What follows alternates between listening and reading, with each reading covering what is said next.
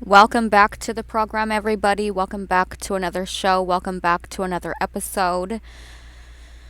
Good afternoon or good evening to all of my viewers, listeners, and Soul Tribe family. The name of this program is called It's a Conspiracy, but It Ain't No Theory. On today's episode, I'm going to be discussing gang stalking plus surviving the New World Disorder per usual, surviving manufactured chaos, surviving manufactured karma, surviving white genocide, and surviving the electronic targeting Holocaust. My name is Adrienne Alese. I am the author and creator of a book trilogy called Lucy's Lair, Part 1, 2, and now 3. Lucy's Lair is a book trilogy reflecting my life as a survivor of rape culture, child sex trafficking, and psychological gas chambers. On this program, I advocate for women's rights, basic human rights, and the rights of those disabled. I also advocate on behalf of the foster children in the CPS systems, orphans, single mothers, foster mothers, and those less fortunate. Targeted individuals or trafficked victims are predominantly women. 65 to 70% of targeted individuals are white American women or those who identify as such. This makes gang stalking an illegal operation or hate crime that is sexually and politically motivated towards American women and their children. This program is a dedication to the targeted individual community.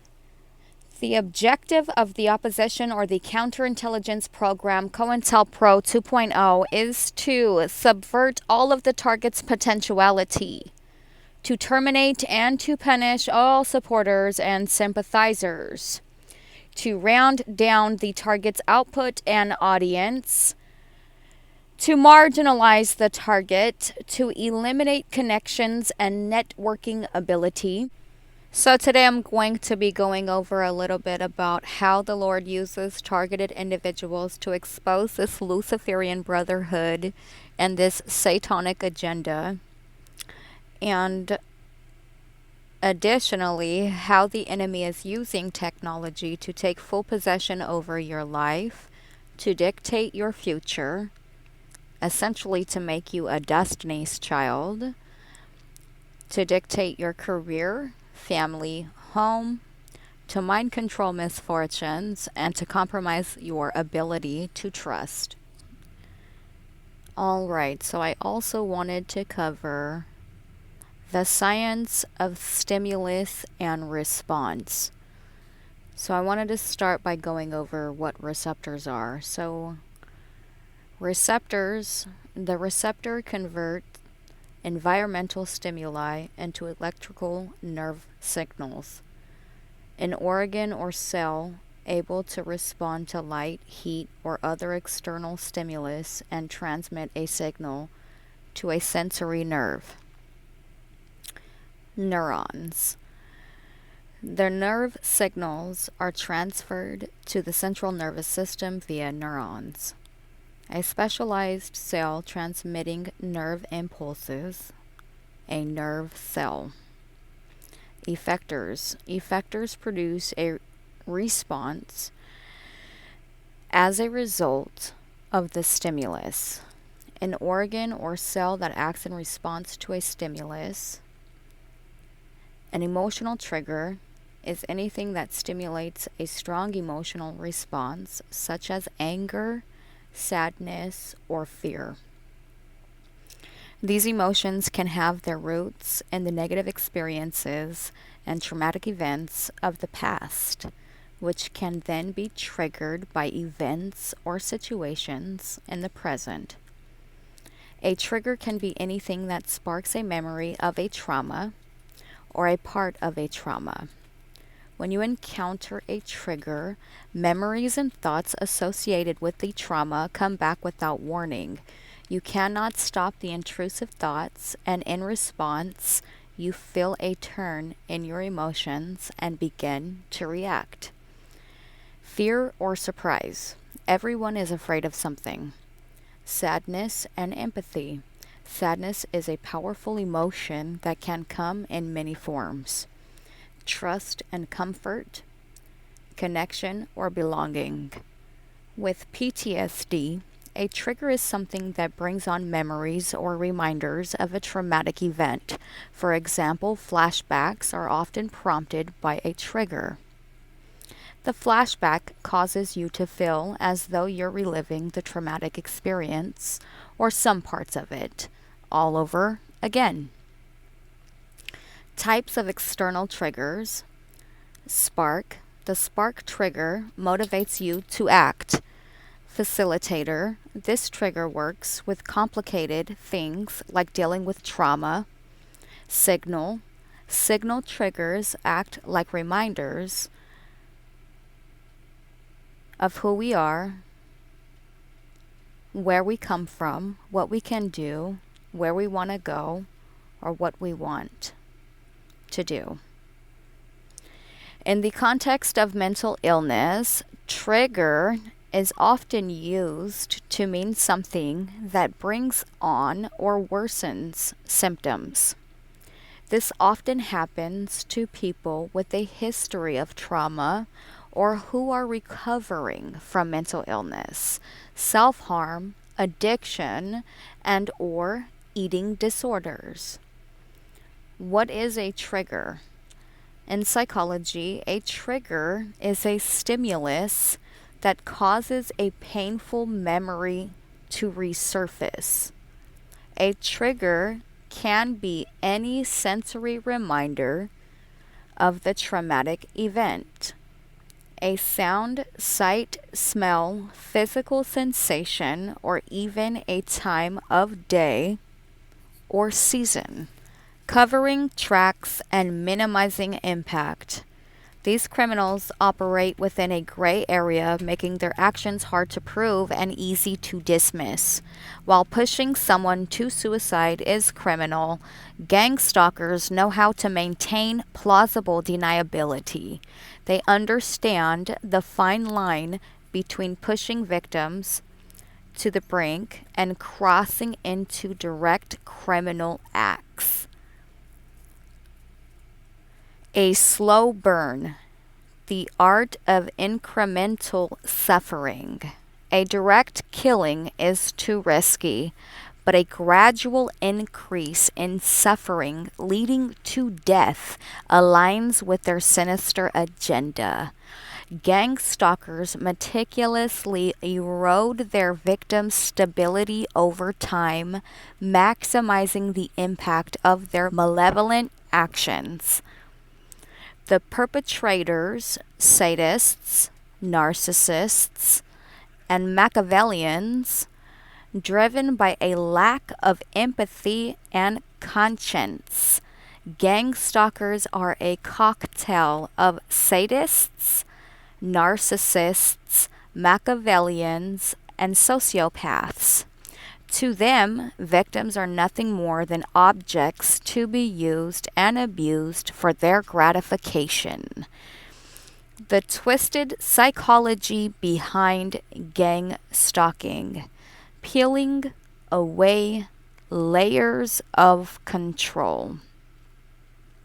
Surviving years of gang stalking has given me a profound understanding of the twisted psychology behind the gang stalking. The perpetrators act covertly, employing slow and gradual methods to avoid suspicion, making it very difficult for victims to pinpoint the source of their torment and murder, and death or murder. These sadistic individuals revel in the suffering they inflict, taking pleasure in the victim's unraveling.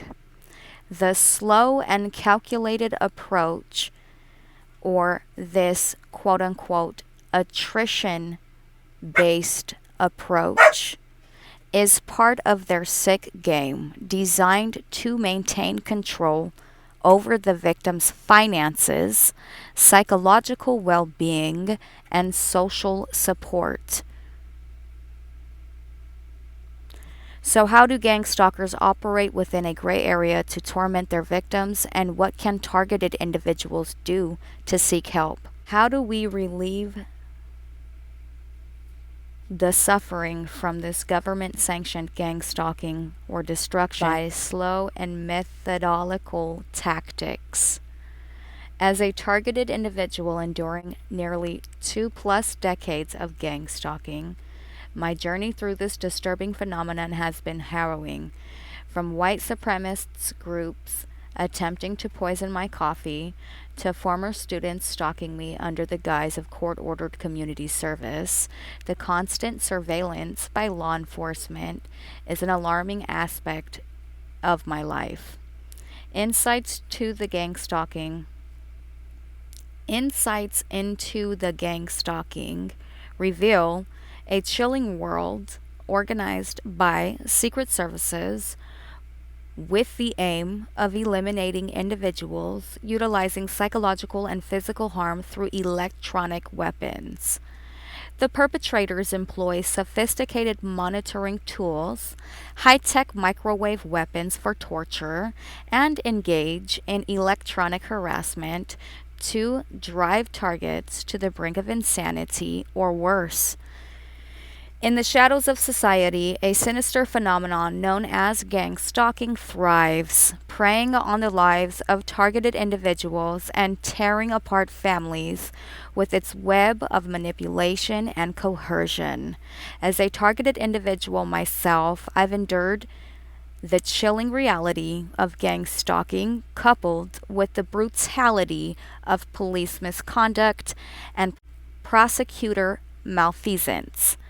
It's time to shed light on these atrocities and demand justice for all who have suffered. The dark art of manipulation. Gang stalkers are adept at manipulating not only their victims, but also their families and communities.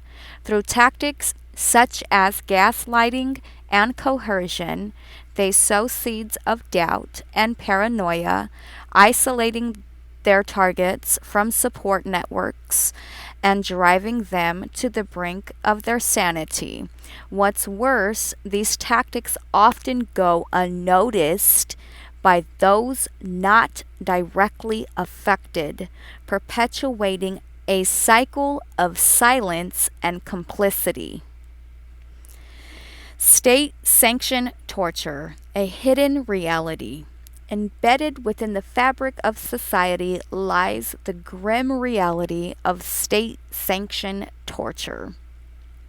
This isn't confined to distant dictatorship. It is happening right under our noses, often under the guise of law enforcement or national security initiatives. As a targeted individual, I've experienced firsthand the brutality of interrogation tactics that cross the line into enhanced interrogation and psychological manipulation.